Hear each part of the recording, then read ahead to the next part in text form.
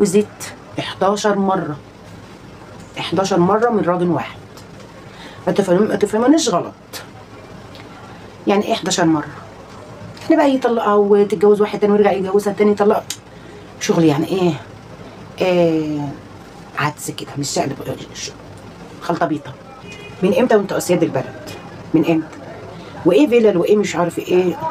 ما انتوا طالعين متسولين على تيك توك، ما انتوا طلعت تشحتي على التيك توك زي ام مكه ووفاء ومساجده و الشله اللي ملهاش لازمه.